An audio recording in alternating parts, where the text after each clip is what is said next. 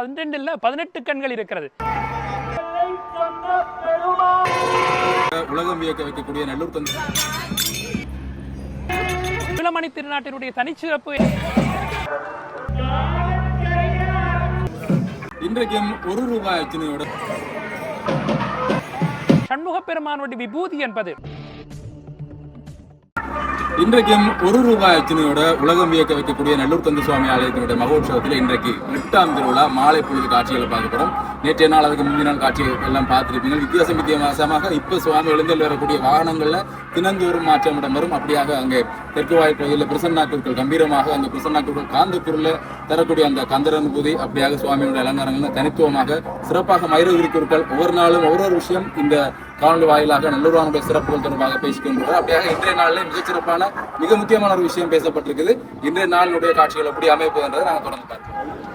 அப்படியாக இன்றைய நாளில் நாங்கள் செல்லக்கூடிய மேற்கு வாயில் பகுதியால் ஆலயத்தை நோக்கி சென்று கொண்டிருக்கிறோம். மேற்கு பக்கம் உங்களுக்கு தெரியும், இதில் நல்லூர் சிவன் கோயில் இருக்குது. அந்த பகுதி அந்த வீதியால் ஆலயத்தினுடைய பின்பகுதி, இது மேற்கு பகுதியும் பின்பகுதியும் கூட, அந்த பின்பகுதியால் போய் கொண்டிருக்கிறோம். சாதாரணமாக வளமையாக முன்பக்கத்தால் போனால் இன்றைய பின்பக்கத்தாலையும் கொஞ்சம் விஷயங்களை காண்பித்து கொண்டு போக மாட்டீங்க. நீங்கள் பார்க்கலாம் சிவனுடைய ஆலயம், சிவன் ஆலயம்னு சொன்னால் தான் தெரியும்.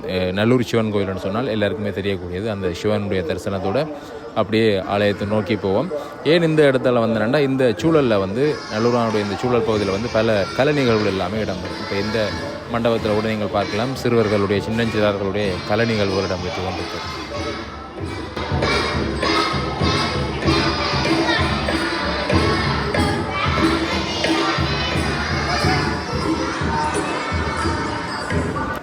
அப்படி இந்த மண்டபமண்டலில் இந்த ஆலய சூழலில் இருக்கக்கூடிய அனைத்து மண்டபங்கள்லையுமே இப்படியான கலை நிகழ்வுகள் எல்லாமே இடம்பெறும்.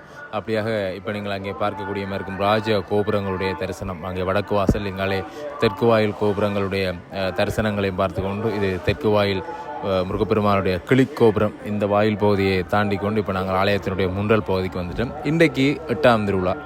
சுவாமியினுடைய அலங்காரம் எப்படி இருக்க போகுது என்றது பார்க்குறது ஒரு ஆவல், என்ன வாகனத்தில் வரப்போகிறான்றது அடுத்த ஒரு ஆவல். அப்படியாக இனிமையான இந்த ஒரு மாலை பொழுதில் முருகப்பெருமானுடைய தரிசனம் காணப்போகிறோம் என்பது எனக்கு பேராவலாக இருக்கும். அங்கே பார்க்கக்கூடிய மாதிரி இருக்கும் சேவல் கொடி. நான் இங்கே காலையிலே வந்துடுவேன். காலையிலேருந்து ஒரு 3:30 4 மணிக்கிடப்பட்ட நேரத்தில் இங்கே வந்துடுவேன். இங்கே எனக்கு வசந்த மண்டப பூஜை பார்க்காட்டி எனக்கு ஒரு மாதிரி இருக்கும். அப்போ அது கட்டாயமாக இந்த மகோற்சவ காலங்களில் நான் வசந்த மண்டப தரிசனம் செய்தால்தான் எனக்கு ஏதோ ஒரு அந்த ஒரு புத்துணர்ச்சி, இல்லாட்டி அந்த நாள் ஒரு மாதிரி இருக்கும் அந்த பார்க்காது. இப்போ கிட்டத்தட்ட ஒரு 2-3 வருடங்களாக தொடர்ச்சியாக நான் இந்த வசந்த மண்டப காட்சி பார்த்து கொண்டிருக்கேன். அப்படியாக நீங்கள் இப்போ கோபுரத்தில் பார்க்கக்கூடிய இந்த சண்முகர் இருக்கிறார் தானே, இந்த கோபுரம் அண்மையில் புனர் நிர்மாணம் செய்யப்பட்டு திறந்து வைக்கப்பட்டது. இந்த சண்முகரில் பலரும் அறியாத பல விஷயம் இருக்குது. ஒரு விஷயம் இருக்குது, பிரதானமான விஷயம். அது சம்பந்தமாக இன்றைக்கு மயூரகிரி குருக்கள் காய்ச்சிருக்கிறார். அதை விட இந்த கோபுரத்தில் இன்னும் ஒரு சிறப்பு இருக்குது. அதையும் இன்றைய நாளில் பார்க்க போகிறோம். அப்படியாக இன்றைய நாளில் சிறப்பு வாய்ந்த பல விஷயங்களையும் மயூரகிரி குருக்கள் இந்த காணொலியில் சொல்லியிருக்கிறார். பலரும் கேட்டிருக்கக்கூடிய பிரசன்னா குருக்களுடைய அந்த குரலில் வரக்கூடிய திருவாசகமும் இன்றைய நாளில் பதிவு செய்திருக்கிறேன். தொடர்ச்சியாக நீங்கள் இந்த காணொலியுடைய பின்பகுதியில் அந்த விஷயங்களை பார்க்கக்கூடியமாக இருக்கும். இப்பொழுது கொடித்தம்ப பூஜை ஆலயத்திற்கு உள்ளே நிகழ்ந்து கொண்டிருக்கக்கூடிய அந்த காட்சியை பார்க்குறீங்க.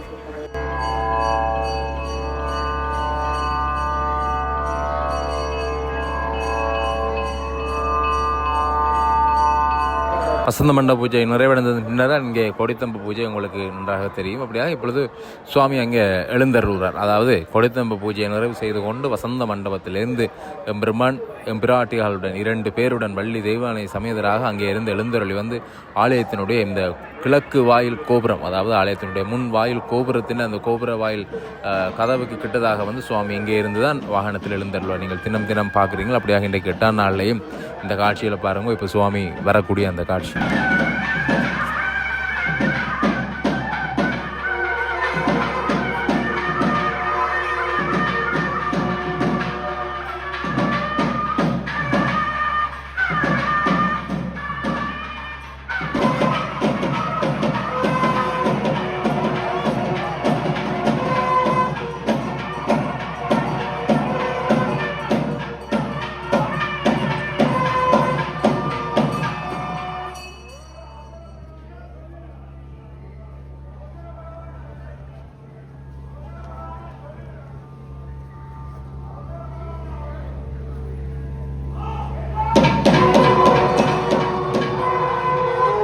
இரண்டு பேருமே இன்றைக்கு மூவருமாக இன்றைக்கு கம்பீரமான ஒரு வாகனத்தில் எழுந்திருக்கணும். அது மகர ஜாலி என்று சொல்லப்படக்கூடிய ஒரு தனித்துவமான நல்லூர் கந்த சுவாமி ஆலயத்திலே நாங்கள் தனித்துவமாக பார்க்கக்கூடிய வாகனங்களில் இந்த மகர ஜாலியும் ஒன்று. வெளியில் வரைக்கும் அந்த தத்துருவமான வடிவங்களை நீங்கள் பார்க்கலாம். இன்றைய நாளில் ஒரு பிங்க் கலரில் சுவாமியினுடைய அந்த அலங்காரம் அமைய பெற்றிருக்குது. அப்படியாக இன்றைக்கு கொஞ்ச நேரத்தில் வெளியில் வர போகிறார். இப்போ ஆலயத்தினுடைய உள்வீதி பகுதியை விளம்புவதற்காக அங்கே மெதுவாக திரும்பி சுவாமி செல்லக்கூடிய அந்த காட்சி. நாங்கள் இப்போ தெற்கு வாயில் பகுதிக்கு சென்று அங்கே சுவாமி வரக்கூடிய அந்த காட்சியை தொடர்ச்சியாக இப்போ நீங்கள் பார்க்கக்கூடிய மாதிரி. இப்போ நாங்கள் தெற்கு வாயில் பகுதியில் நிற்கிறோம். தெற்கு வாயில் இந்த தெற்கு வசந்த மண்டபத்திற்கு நேரே இருக்கக்கூடிய அந்த வாயில் பகுதி. தெற்கு வாயில் அங்கால கோபுர வாயில் பகுதி இருக்குது. இது வசந்த மண்டபத்துக்கு நேரே இருக்கக்கூடிய அந்த பகுதி. இப்போ அங்கே சுவாமி வரக்கூடிய அந்த காட்சி.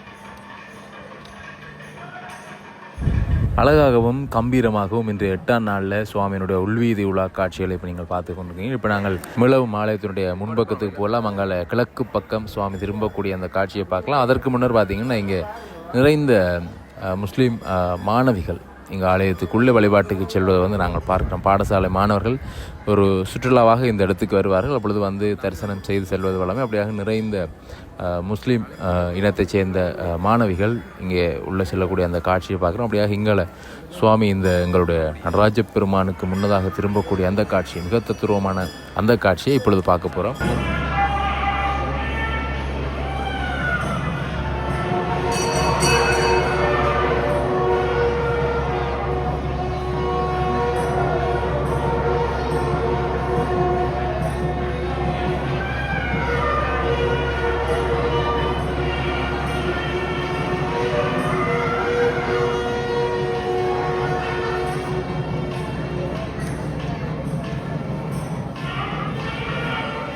நல்லூர் கந்தசுவாமி என்று சொல்லப்படக்கூடிய இந்த பெரும் கோவில் என்றே நாங்கள் சொல்லலாம். இந்த கோவிலில் ஒரு அனைத்து மதத்தவர்களும் வழிபடக்கூடிய ஒரு சிறப்பு வாய்ந்த தலம். அதே சமயம் எல்லாராலுமே போற்றி துதிக்கப்படக்கூடிய உலக தமிழர்களுடைய வழிபாட்டு தலமாக திகழக்கூடியது. உலக வாழ் மக்கள் அனைவருமே விரும்பி வழிபடக்கூடிய ஒரு தலமும் கூட. அப்படியாக இப்பொழுது சுவாமி ஆலயத்திற்குள்ளே உங்களுக்கு தெரியும், அங்கே திரும்பி உள்ளுக்கு போயிருந்தவர் யாகசாலை தரிசனங்களை நிறைவு செய்து கொண்டு வெளியால் வர போகிறார். அங்கே இப்போ பார்க்கலாம், எங்களுடைய வகுந்தவாச குருக்கள் வெளியில் வந்து கொண்டிருக்கிறார். சுவாச்சாரிகள் எல்லாருமே ஒரே மாதிரியான வர்ண வேஷ்டிகளை அணிந்து கொள்வார்கள். சுவாமியினுடைய வர்ணத்துக்கு ஏற்ற மாதிரி அவர்களுடைய அலங்காரம் இருக்கும். மிக அழகாக இருக்கும் அந்த காட்சி. அதெல்லாம் ஒரு தனித்துவமான பேரழகை தரக்கூடிய விடயங்கள். இப்பொழுது சுவாமி அங்கே வாயிலே திரும்பி அருட்காட்சி தரப்போகிறார். அந்த காட்சியை பாருங்க.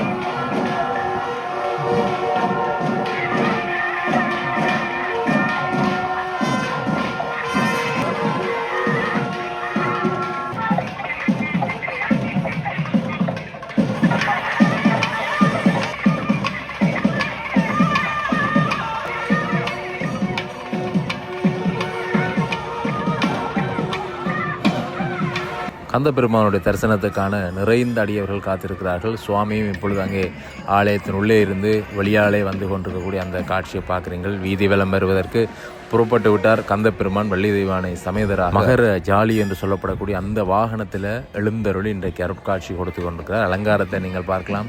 மிக அழகான அலங்காரம், தங்க நகைகள் அணிந்தவராக. நேற்றைய நாளில் அந்த கொண்டை பகுதியில் ஒரு வித்தியாசமான அலங்காரம் இருந்தது. இன்றைக்கு வளமை போலவே அந்த அலங்காரத்தோட சூரிய சந்திரங்கள் இருக்கக்கூடிய மாதிரியாக வந்திருக்கிறார். அங்கே தங்கவேல் பெருமானுடைய தங்கவேல் ஜொலிக்கின்றது, தங்க நகைகள் மேலே குலுங்குகின்றது. முருகப்பெருமானுடைய அவருக்கே உரிய அந்த தனித்துவமான அந்த அலங்காரத்தோட சுவாமியினுடைய திருவீதி உலா காட்சியில் பார்க்குறீங்கள்.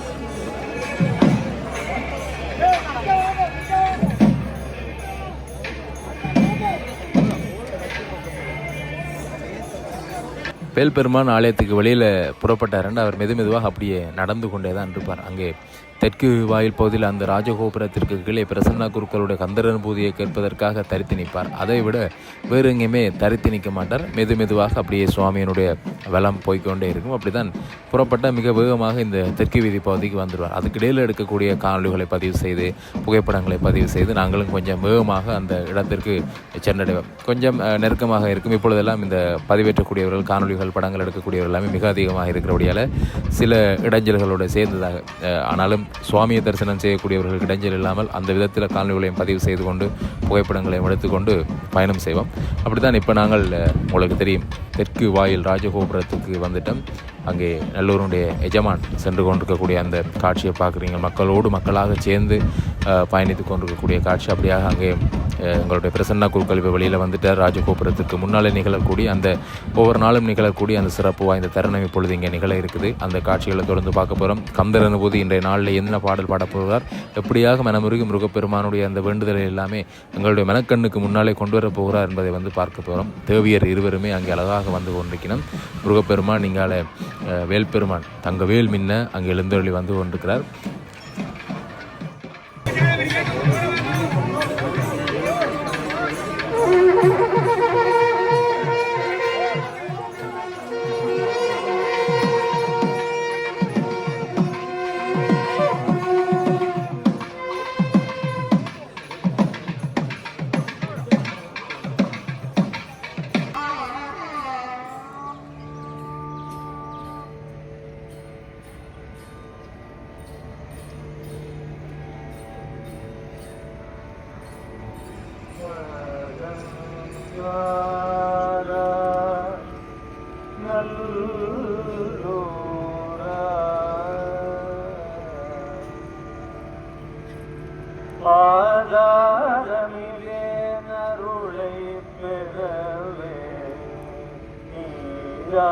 ஒரு சற்றுமிரங்கிலேயே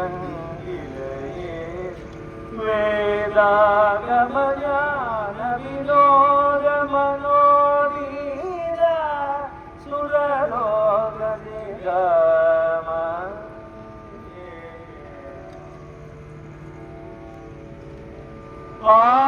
ஆதாரமிலே அருளை பெறவே ஆதாரம் அருளை பெறவே நீதான் நீதான் சற்றும் நினைந்திலையே கந்தா நல்லூர் கந்த பெருமானே நீதான் சற்றும் நினைந்திலையே நல்லை கந்த பெருமானே ஆதாரம் இலே அருளை பெறவே கந்த பெருமானே நல்லை கந்த பெருமானே எந்த ஆதாரமும் இல்லாத பின்புலமும் இல்லாத இந்த ஏழையே நீதானே நினைக்க வேண்டும் அருள வேண்டும் கந்தனே நல்லை கந்த பெருமானே நீதானே சற்றும் என்னை நினைந்திலையே வேதாகம ஆகம ஞான வினோத மனோதீதா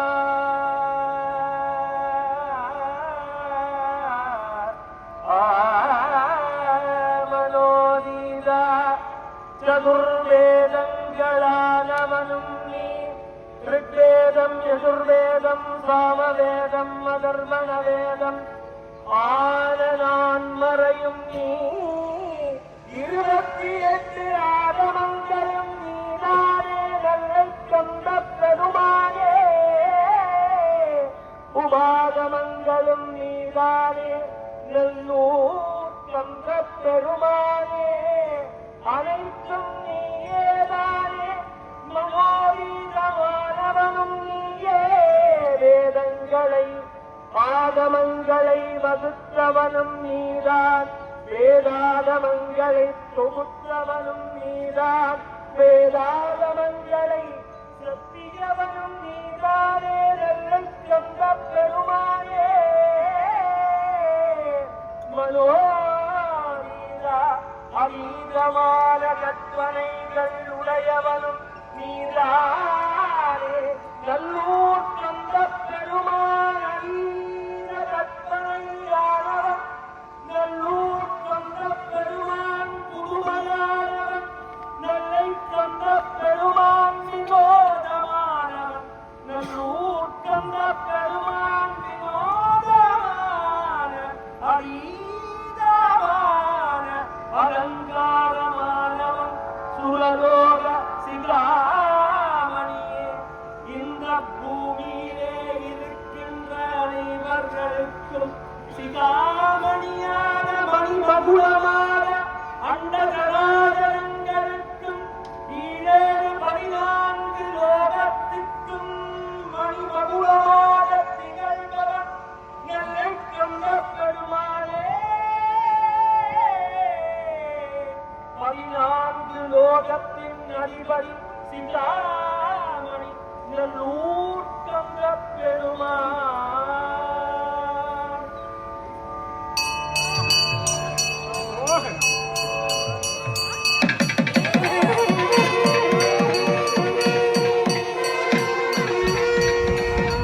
மயூரி பாடியிருக்கக்கூடிய அந்த கந்தர் அனுபூதியினுடைய பாடலை கேட்டிருப்பீங்கள்.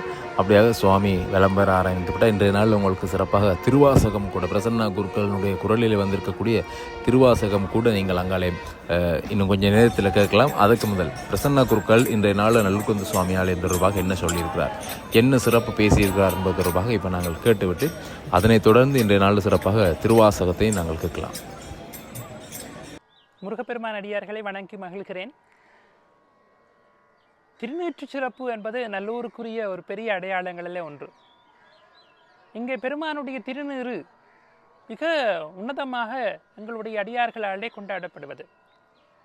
ஒரு காலத்திலே இருந்த பெரிய ஆச்சாரியராக, இந்து சமயத்தினுடைய பெரிய ஆச்சாரியராக இருந்த ஆதிசங்கர பகவத் பாதர் என்று சொல்லக்கூடிய ஆச்சாரியருக்கு ஒரு மிகப்பெரிய வயிற்று நோய் வந்தபோது அவர் திருச்செந்தூரை அடைகிறார்.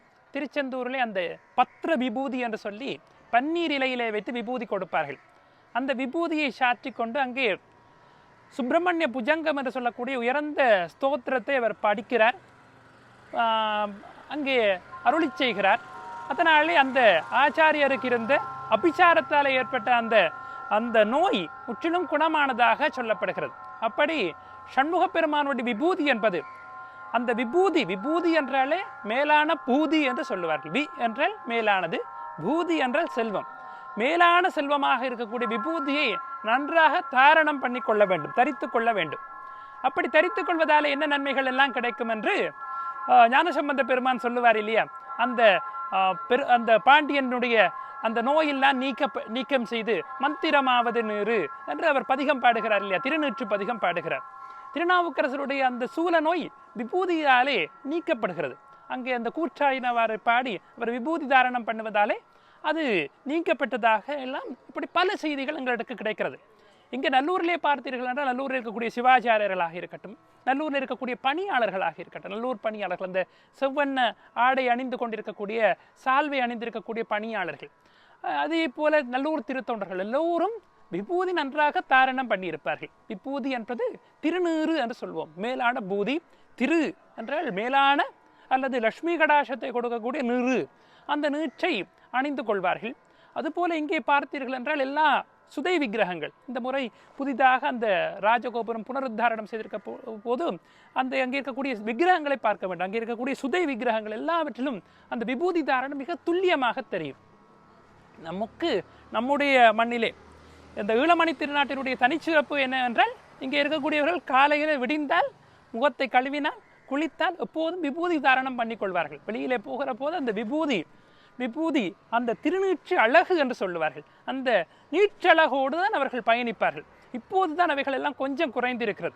இப்போதும் வடக்கை பார்க்கிற போது கிழக்கை பார்த்து நான் பிரமித்திருக்கிறேன். கிழக்கிலே இருக்கக்கூடியவர்கள் எப்போதும் மேலதிகாரிகளாக இருக்கட்டும், இப்போ எங்கள் பிரதேசத்துக்கு யாராவது மேலதிகாரிகள் இங்கே அப்பாயின்மெண்ட் ஆகி வருகிற போது அவர்களுடைய நெற்றியிலே நீர் இருந்தால் கிழக்கை சேர்ந்தவர் என்று நாங்கள் கண்டுகொள்ள வேண்டி இருக்கிறது.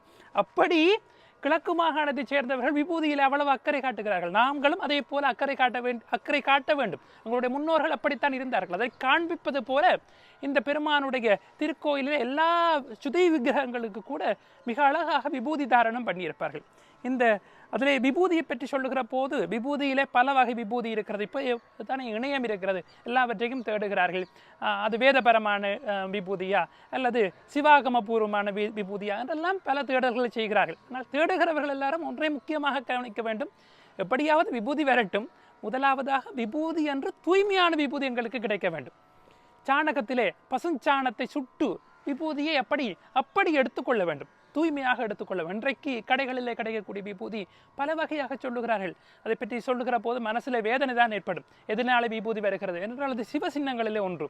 எங்களுடைய முக்கியமான சிவசின்னமாக இருக்கக்கூடிய விபூதியை கூட நாங்கள் புனிதமாக பசுக்களை வளர்த்து அந்த பசுக்களினுடைய சாணகத்தை எடுத்து சுட்டு அதற்கு தூய்மையான அளவிலே அவற்றை பத்திரப்படுத்தி அவற்றை எப்படி முன்னோர்கள் பேணினார்களோ அதுபோல் எங்களுக்கு பேணுவதற்கு எவ்வளவோ வாய்ப்பு இருக்கிறது. எங்கள் ஊர்களிலே எல்லாம் எத்தனையோ மாட்டு பண்ணைகளை வைத்திருக்கிறவர்கள் இருக்கிறார்கள். அந்த சாணகத்தை எல்லாம் எடுத்து இதை மிகச்சிறப்பாக செய்யலாம். ஆனால் இங்கே வியாவிலே அப்படி ஒரு முயற்சியை செய்தார்கள். வியாவில் இருக்கக்கூடிய அறங்காவலர், காரநகர் வியாவில் ஐயனார் கோயில் அறங்காவலர் அப்படி ஒரு முயற்சி செய்கிறார். நல்லூர்லேயும் அப்படி ஒரு முயற்சி நடப்பதாக கேள்வி. ஆனால் பல இடங்களில் இதை பற்றி அக்கறை காட்ட வேண்டும். விபூதி எங்களுடைய சிவ சின்னம், நாங்கள் பூசுகிற முதலாவது சின்னம். அதை நாங்கள் மிக தூய்மையாக எடுத்துக்கொள்வதற்கு ஏதாவது ஏற்பாடுகளை இந்த சமூகம் செய்ய வேண்டும் என்கிற ஒரு பிரார்த்தனையும் இந்த இடத்துல முன்வைக்கிறேன். இன்னொன்றை மட்டும் சொல்லி இந்த செய்தியை நிறைவு செய்ய வேண்டும். இங்கே இருக்கக்கூடிய சண்முக பெருமானுடைய விக்கிரகத்தை பார்க்கிற போது மிக நுணுக்கமாக பார்க்கிற போது இந்த ராஜகோபுரத்தினுடைய கீழ்ப்பகுதியில் அமைக்கப்பட்ட இந்த முறை புதிதாக அமைக்கப்பட்ட அந்த சண்முகனுடைய விக்கிரகம் மிக அழகாக இருக்கும். அந்த விக்கிரகத்திலே மிக உன்னதமாக பார்க்கிற போது, மிக கவனமாக பார்க்கிற போது ஒரு புதிய செய்தியை நீங்கள் பார்ப்பீர்கள்.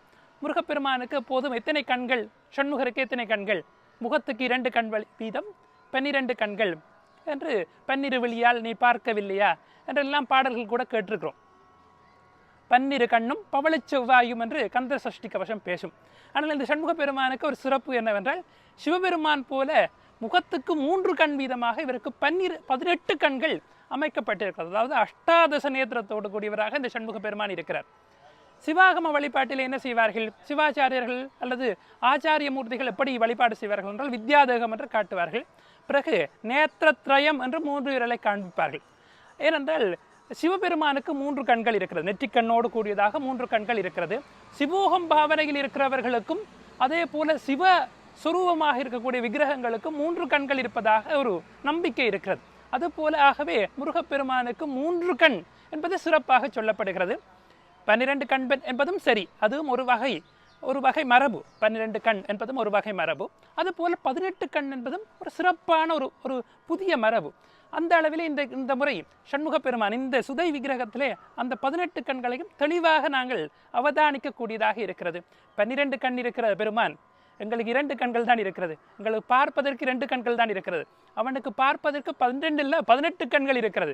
ஆக அவன் எங்களை இன்னும் கூர்மையாக கடாட்சிக்க வேண்டாமா என்று நாங்கள் பிரார்த்திப்போம். அவன் எங்களிடத்திலே இந்த விரிந்த கண்கள் அல்லது நிறைய கண்கள் என்றால் எங்களுடைய பிரச்சனைகள், எங்களுடைய சிக்கல்கள், இவன் இப்படி பிழை செய்கிறாலும் இவன் பிழை செய்வதற்கும் இதுதான் காரணமாக இருக்கும் என்று விரிவாக பார்த்து கொண்டு எங்கள் பாவங்களை மன்னித்து எங்களை கடாட்சிக்க வேண்டும் என்று பிரார்த்திப்போம். நன்றி.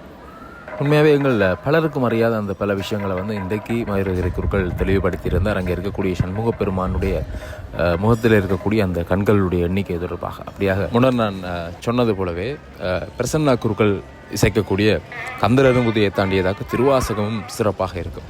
இன்றைய நாளில் ஐயா இங்கே பாடியிருக்கக்கூடிய அந்த திருவாசகம் அதனுடைய விளக்கத்தையும் தெளிவாக இங்கே தருவார். தொடர்ந்து நீங்கள் அந்த சிறப்பு வாய்ந்த திருவாசக பாடலை கேட்கலாம்.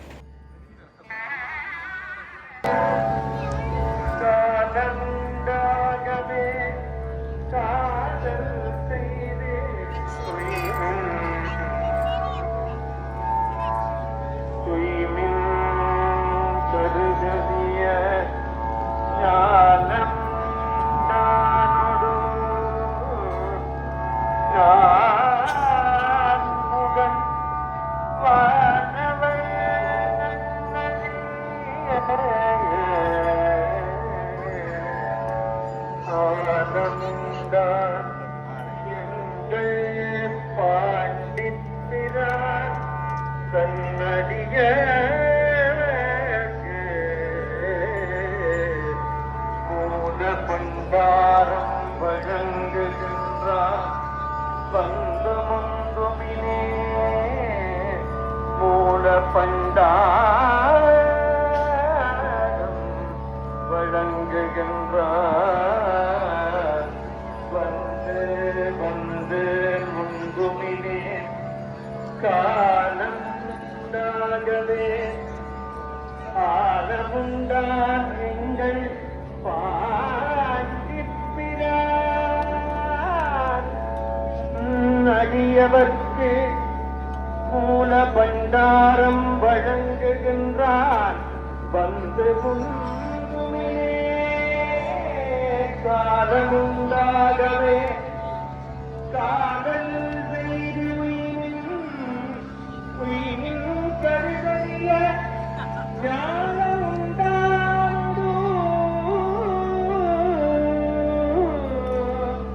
இந்த உலகத்தையே உண்ட பெருமாள் மகாவிஷ்ணு பிரம்மாவும் தேடி காண முடியாத பெருமாள் சிவபெருமான் ஆரமுண்டான் அமிர்தத்தை போல உம்பர்களை தேவர்களையும் தேவாதி தேவர்களையும் காக்கும் பொறுப்பு பெரிய அழகான விடத்தை விஷத்தை நடப்பெரும் கருணையாளன் எம்மை காக்கவே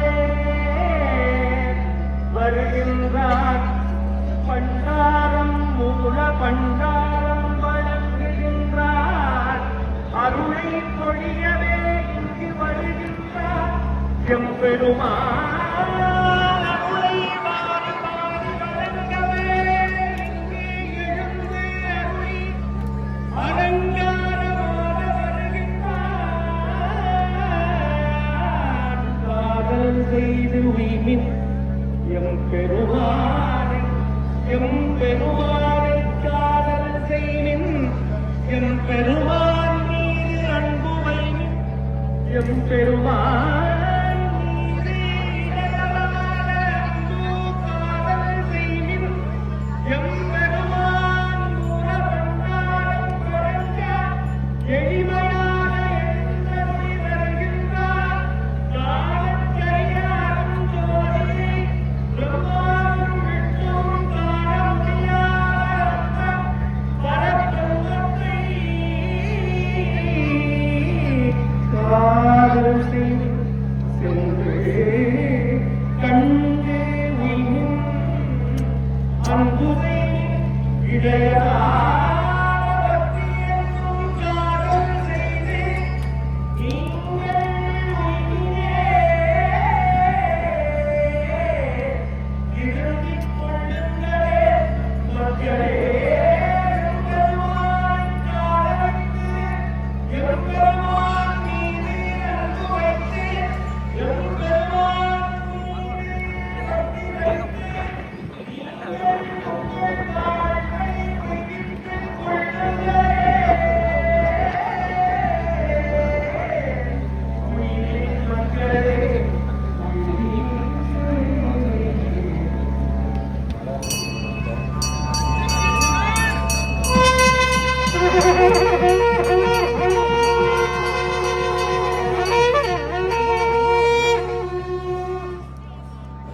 மிக அருமையாக இருந்தது அந்த திருவாசக பாடல் கூட. நான் இவ்வளவு நாளாக என்னுடைய காணொலியில் இந்த திருவாசக பாடலை நான் இணைப்பதில்லை. இன்றைய நாளில் அந்த விஷயத்தை சேர்த்ததாக இணைத்திருக்கின்றேன். காணொலியை பார்வையிட்டார்கள் கட்டாயமாக இது தொடர்பாக கீழே பதிவு செய்யுங்கோ. தொடர்ந்து இதை பதிவு செய்வதா இல்லாட்டி இது தொடர்பாக கட்டாயமாக கீழே பதிவு செய்யுங்க. அப்படியாக சுவாமி மீளவும் ஆலயத்திற்கு உள்ளே செல்கிறார். இந்த கோபுரத்திற்கு முன்னாலே சுவாமி திரும்பும் பொழுது நான் திரும்ப சொல்லக்கூடிய விஷயம்தான், நேரில் இருந்து பார்க்கல அவ்வளவுத்திற்கு அற்புதமான ஒரு காட்சியாக இருக்கும்.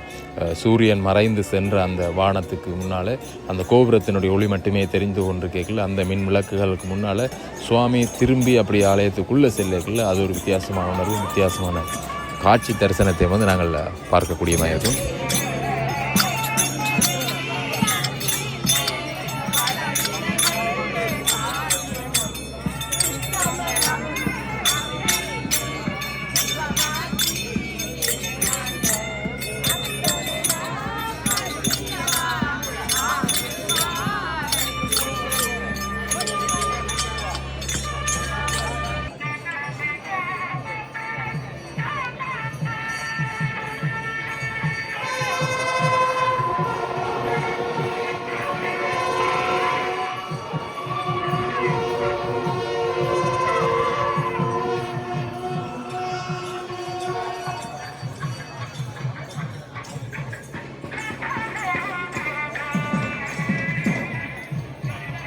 அப்படியாக நல்லூர் தங்கவேல் பெருமான், கந்தவேல் பெருமான், அலங்காரா நல்லூரா அலங்கார கந்தனாக திகழக்கூடிய எங்களுடைய நெல்லை கந்தப்பெருமானுடைய 8ஆம் திருவிழா மாலை காட்சிகளை இந்த காணொலி வாயிலாக உங்களுக்கு காண்பித்திருக்கிறேன். என்னால் முடிந்த அளவிற்கு பதிவு செய்யக்கூடிய விஷயங்களை பதிவு செய்து, பிரதானமான முக்கியமான விஷயங்களை பதிவு செய்து இந்த காணொலியில் தொகுத்து வழங்கி கொண்டிருக்கிறேன். தொடர்ந்து காணொலியை பார்க்கக்கூடிய உங்கள் அனைவருக்குமே எனது மனமார்ந்த நன்றிகள். தொடர்ந்து வரக்கூடிய மற்ற காணொலிகளையும் ஒவ்வொரு தனித்துவமான விஷயங்களோட மிளவும் உங்களை சந்திக்கிறேன். நாளைய தினம் 9வது திருவிழாவினுடைய சிறப்பு தொடர்பாக மீண்டும் நாளை உங்களை காணொலி வாயிலாக சந்திக்கிறேன். நன்றி, வணக்கம்.